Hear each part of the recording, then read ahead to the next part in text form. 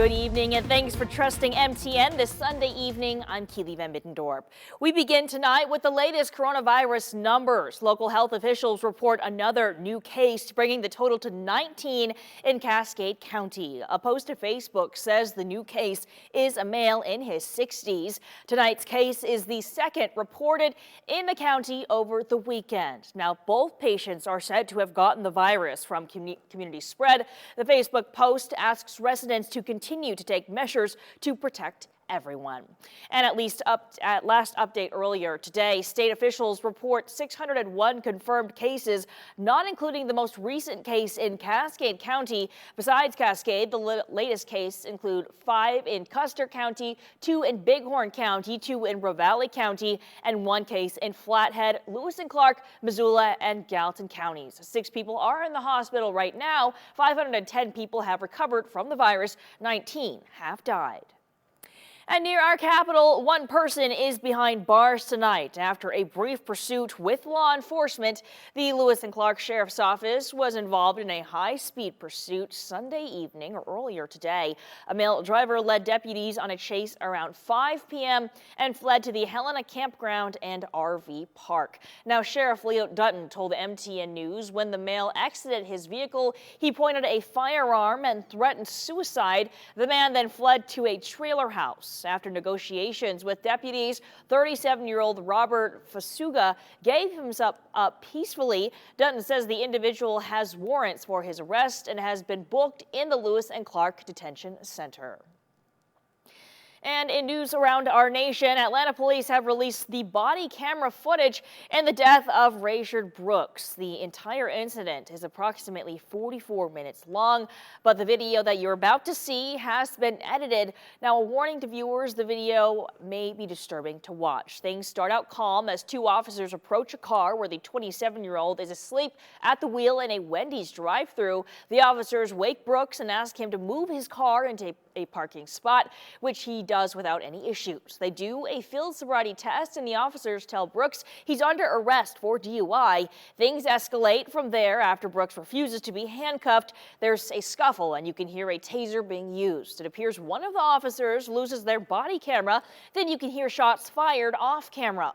Brooks was shot and taken to the hospital where he was pronounced dead. One of the officers involved has been fired, the other placed on administrative leave. The city's chief of police has also stepped down over the incident. The mayor has called for the officer who shot Brooks to be fired.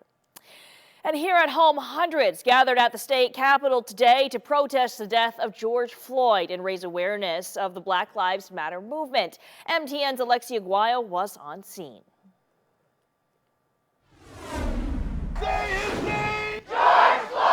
Hundreds of protesters gathered peacefully at the Capitol grounds to protest the death of George Floyd Sunday. Protesters held signs and called for justice for George Floyd, a black man who died after being restrained by a Minneapolis police officer. Helena Mayor Wilma Collins, an African refugee, stood with the crowd. Black Lives Matter! I feel like a lot of people want to pretend that small-town America doesn't have these racial issues when they are incredibly widespread and incredibly pertinent.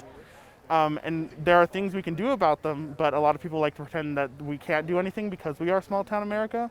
But protests like this say, even the little places have our eye on you. We have our eye on the criminal justice system and our government, and that we're watching and we're waiting to see how they react to these things. The protesters held a moment of silence for 9 minutes and a so-called die-in for George Floyd. Attendees to the rally shared their own experiences with racism and discrimination. It happens everywhere, no matter where you are. Unfortunately, my children have grown up with racism, and not nearly as bad as bigger cities, but it's still no matter where you are. So it's awesome to see this much of a, gathering for Black Lives Matter. The protest was mostly peaceful, but there were tense moments. An individual became upset over protesters laying in the street. Police arrested the individual for allegedly impersonating a police officer. Law enforcement officers had to get between Black Lives Matter protesters and counter-protesters at one point, and authorities are investigating an alleged physical altercation during the protest. Helena Police Chief Steve Hagan says the goal was to prevent anyone from getting hurt while exercising their rights. As far as I know, no one got hurt. So I won't call it a successful protest because I would have wanted it to be much more peaceful than it ended up. But with two rallies occurring at the same time in the same city at the same day, opposite views, the fact that at this point no one has been hurt, we're very pleased with that. At the Capitol, I'm Alexi Guayo, MTM News. Thanks, Alexi. And near Clancy, fire crews are hard at work containing the GULCH fire that ignited near Sheep Mountain Saturday afternoon. The latest update said around 1,500 acres had burned and is around 15% contained. It's burning in heavy dead and down timber and caused several evacuations and pre-evacuations yesterday. Now, for about 4 or 5 hours Saturday afternoon, heavy winds were driving the GULCH fire, causing it to spread quickly through heavy, dense vegetation and rough terrain. Now, when the wind shifted directions and later when the rain came through the area, that rapid growth slowed. Firefighters say it didn't spread much overnight. Jefferson County authorities allowed residents in the Sheep Mountain area to return home, but did ask everyone in the area of the fire to stay ready to evacuate if necessary. Now, Sheriff Leo Dutton says this fire should be a reminder for everyone to think about what they need to do if they have to evacuate. The American Red Cross set up a shelter for those evacuated at the La Quinta Inn in Helena. Leaders say about 14 people stayed there last night, but have since all returned home. And we have seen some rain today in parts of the state that needed it, especially after that fire yesterday. Our Storm Tracker weather team is here to tell us more. Grant Garland joins us now. And Grant, like we just mentioned, some good news on the weathercraft. Exactly, and the good news is that we're going to continue to see rain pretty much each and every day, so really excited about that. Helena could receive over 2 inches possibly by Wednesday, so yeah, we're definitely needing that. Right now we are tracking a few showers making their way towards Lewistown. Going ahead and zoom in here. Some light to maybe medium moderate rain. Lewistown, Judith Gap, as well as Winifred is all seeing the action. Overall today we've seen over 2/10 of an inch of rain in Helena as well as Butte and Bozeman.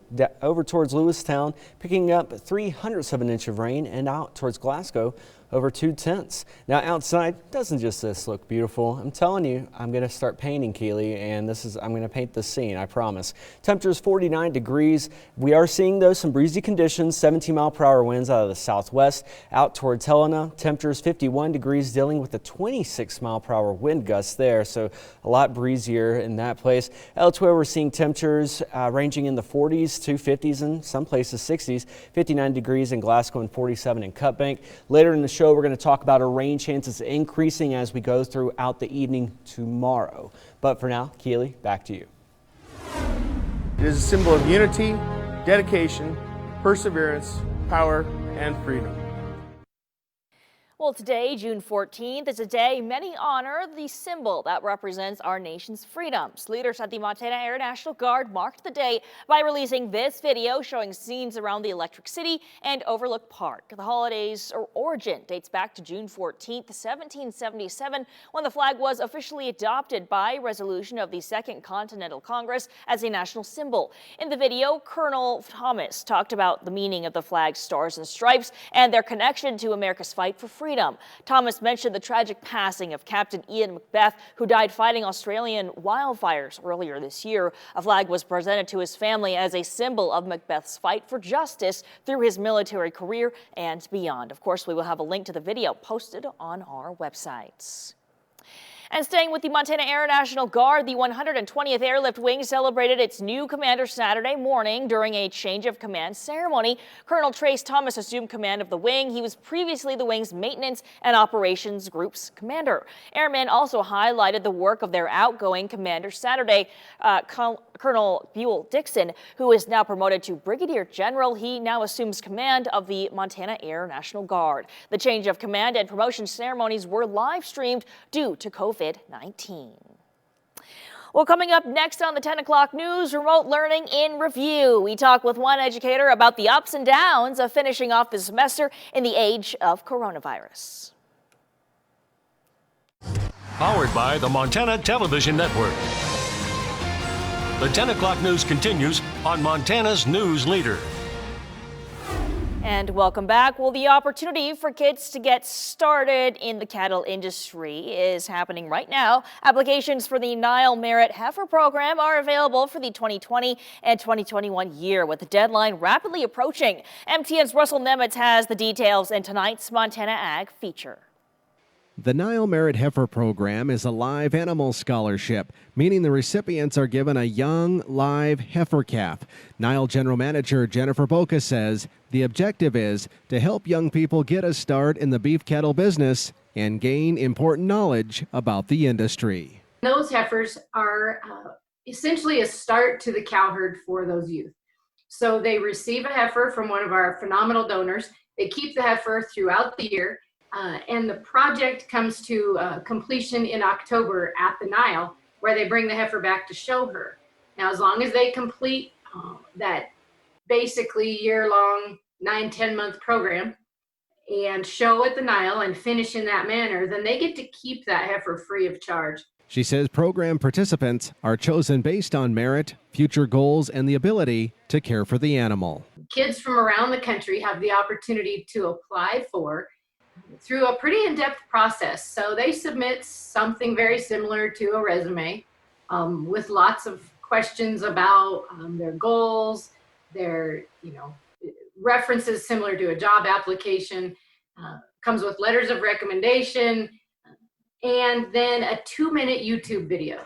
And she says the Nile Merit Heifer Program wouldn't be possible without the generous support of the donors over the years. We are talking some phenomenal genetics. We have got donors from across the country that pick one of the cream of the crop right off the top of their calf crop, usually, and give to these kids and build a relationship where they work together, they work on feed programs together, they learn about nutrition and reproduction in their cow herds, and it's just a phenomenal program. In Billings, Russell Nemitz, MTN News. And applications and a link to a YouTube video must be received no later than June 30th at 4 p.m. The recipients will be announced in late August. Well, the spring semester has ended, and that had us wondering, did remote learning actually work? MTN's Matt Holzaffel went out to find how successful remote learning was for one very unique subject.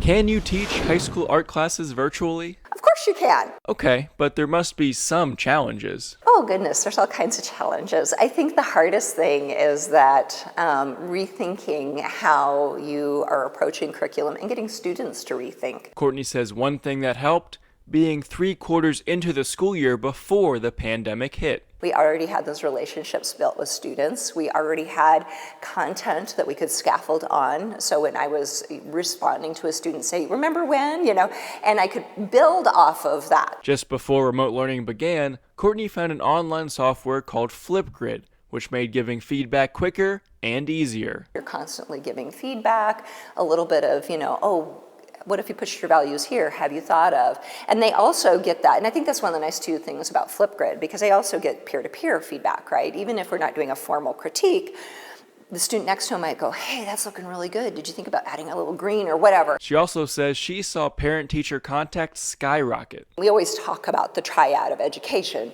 teacher, student, guardian, parent. But I think that triad became even stronger in this remote learning environment because parents were relying on us. In Great Falls, Matt Holzaffel, MTN News. Courtney said another one of her biggest challenges was trying to help students find a routine that worked for them while learning from home. And staying here in the Electric City, the summer months are upon us, and typically that means so our annual summertime activities like the Great Falls Farmers Market. But this year's market is on layaway due to COVID-19 restrictions. While the Great Falls Farmers Market usually begins the first week of June, this year's start date has yet to be determined. That means the fate of this year's market depends on how quickly the state returns to Phase 3. Although other cities have resumed their farmers markets prior to Phase 3, market manager Michelle Wynn explained that doing so poses many challenges. She added that the setup of the Electric City event is too confined to allow for proper social distancing between vendors or easy maneuvering around the market. I know that, obviously there are other markets that, are going on in Helena and Missoula, but the way that ours is set up, with our booth spaces, and we have numerous entrances, numerous exits, and so it would be very hard for us to maintain and, I guess, really enforce that, so to speak.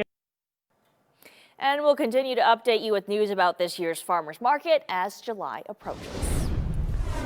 Well, it's been a windy day, almost 50-mile-per-hour wind gust here in the Electric City, as well as up towards Cut Bank. Stay tuned for your full 7-day forecast coming up right after this break.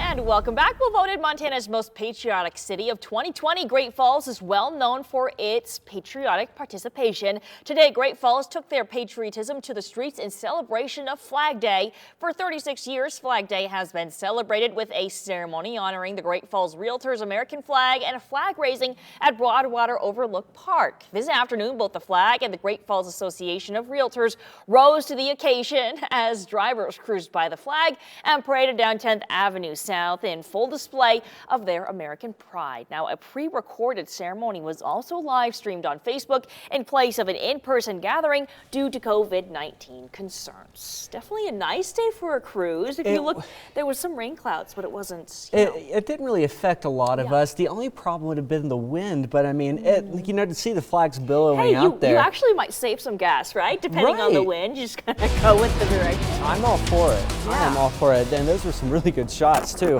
And speaking of our winds, well, we are looking at sustained winds right now in the Electric City at around 17 miles an hour. You head on up to Cut Bank though, 26-mile-per-hour wind speeds, and that's sustained. Remember earlier today we saw wind gusts up to 45 miles an hour for the Electric City, and as you headed up to Cut Bank, around 47 miles an hour. It's just been a windy weekend altogether, and we're going to continue to see this as we head throughout the night. We're talking about around 3 a.m. 60 to 70 mile-per-hour wind gusts, 40 to 50 in Great Falls, 20 to 30 in Helena, 50 to 60 in Havre. Continuing as we wake up in the morning to head on out, we're going to be seeing 60 to 70 mile-per-hour wind gusts in Cut Bank, 30 to 40 in Great Falls, and 50 to 60 in Havre. So all in all, just make sure that your trash can, know where your trash can is, because it might be blown over if you go back after work. Now, we have looked at over the last 3 hours some showers that have been pushing out towards the east, but the thing is that these are fading, unfortunately. But Winifred, Lewistown, as well as Harleton, you guys have been able to see some light precipitation. Also, folks north of Lincoln have been able to see that. And look at this beautiful shot. I could just stare at this all day. Temperatures are a little chilly though right now, 49 degrees with winds out of the southwest at around 17 miles an hour. Elsewhere, we're seeing 55-degree temperatures in Havre, 59 in Glasgow, out towards Lewistown, 48, and down towards Helena, 49. Now today, we got up to around 66 degrees with the average, well, 7 degrees warmer than that. The record set back in 1987 when it was 98 degrees. Also the year that the CEO of Disney, along with the Prime Minister of France, decided to come together and build Euro Disney, known as Disneyland Paris now. So, hey, you can thank them back in the 80s. High pressure is really stirring the currents right now in the atmosphere for us while we're seeing what we're looking at in terms of cloud cover. And we're going to continue to see the high pressure really kind of stay over us at least for the next several hours. But the thing is we have a cold front that's going to be racing across the states. I mean, it gets here in almost 12 hours. So it's going to be it's really going to be speeding. We're going to be looking at showers right behind the front. So I do expect for some of us, especially down in Helena, to see the chances for showers and thunderstorms vamping up tomorrow late afternoon. For us here in the Electric City, I think we'll have a better chance of seeing it in the overnight hours as the cold front does push through. I don't know why I can't find my words tonight. We will still see some leftover moisture from it, and we're going to continue to see just rounds of rain each and every day. So this is good news for those folks in Helena, as well as really for everyone in Montana because of the fire season fastly approaching. How much rainfall could we see? Well, from now through Wednesday night, this time, we could be looking at about 4/10 of an inch here in the Electric City, down towards Helena, 2.79 inches possible, down towards Butte, 2.65, Bozeman, 1.25, 1.58, and Lewistown, 0.52 in Havre, and almost 7/10 of an inch of rain in Glasgow. So really, we are going to take all this rain and we're going to use it to benefit us in the next coming months. Showers and thunderstorms each and every day, though, until around Friday. That's when we're going to have a slight chance for showers. Temperatures falling down to the 60s, staying below the average for most of the work week. And then for our friends in Helena, we're going to be looking at a better chance to see showers and thunderstorms. Temperatures staying below the average until we get Keeley to Saturday. All right. Thanks so much, Grant. Well, still to come, a Shelby athlete is remembered after a tragic accident last week. We'll have more from Toole County next.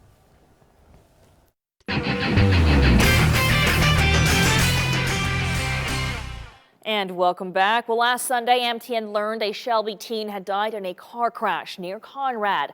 This Sunday, his baseball teammates paid tribute. MTN's Isaiah Dunk has more. After waiting and waiting and waiting to be able to play baseball this summer during the COVID-19 pandemic, the Tri-County Cardinals baseball team finally had its season opener on Sunday. But it was a somber season opener. One of their own, Brighton Bunnell, died in a car accident 1 week earlier. Get one of the calls as a human being that you don't ever want to get, and that's that a 17-year-old boy has passed away in a tragic accident. Finding solace in baseball at the same time as pain in baseball, because we're a small team, very close-knit team. It's been hard. It's been hard both as a coach grieving and trying to get 11 young men through it. All of the Cardinals players wore Bunnell's number 7 on Sunday, with special jerseys from Up Top, his favorite brand. Bunnell was beloved by his teammates for many reasons, but the work he put into the game was one of his biggest assets. He's Tri-County. He is the epitome of what this team should be. I mean, we're a local, small-town team.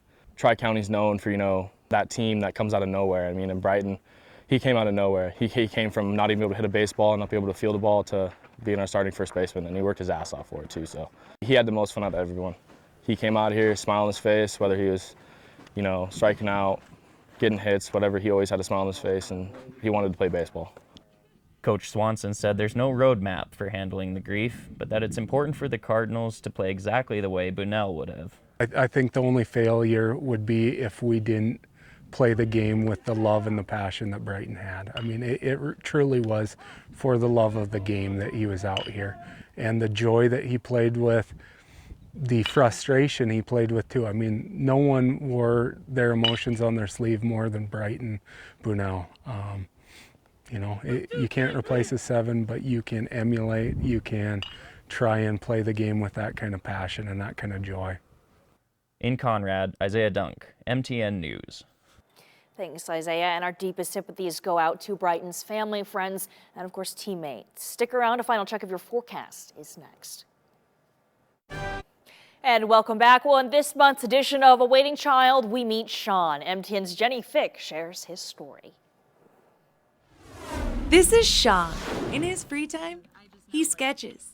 Go outside, play basketball, or play video games. He really likes science, particularly chemistry, and figuring out how things work. I like to make things or fix things. He's not afraid of hard work, and even has a few prospective career aspirations. I was thought I'd come with carpentry, or also thought about logging. He says he's getting better at skateboarding, but that he still avoids the hills. Sean enjoys reading and pretty much anything outside. I'm athletic and artistic. He shared the first thing he wanted to do when the sun popped out again. Well, I actually kind of wanted to just go swimming again. He loves animals, and he's got a pretty solid 3-point. Forward to going swimming and getting out more, or being able to go to home. In Billings, Jenny Fick, MTN News. Well, going throughout the day tomorrow, temperatures warming up to only 70 degrees. Showers and thunderstorms starting off late tomorrow night for us in the Electric City. However, for those down towards Helena, we're looking at probably seeing that activity start off around the late afternoon to the early evening, and then we could be looking at almost 2 inches of rain, Keely, by Wednesday night. All right, so it's a good time to maybe bundle up, actually. It is. I brought my jacket in. Yeah, you're used to those really hot I South am. Carolina The humidity temperatures. is what kills us. But in it'll South be nice to Carolina. give our AC units a little break. So cooler weather's on the way, which is nice. It is. And yeah, so that's all the time we have tonight at 10. Be sure to download our Storm Tracker weather app for the latest conditions. We, of course, update those by the hour. Oh my goodness. We do. We'll see you tomorrow morning, bright and early for Montana This Morning. Have a great rest of your evening.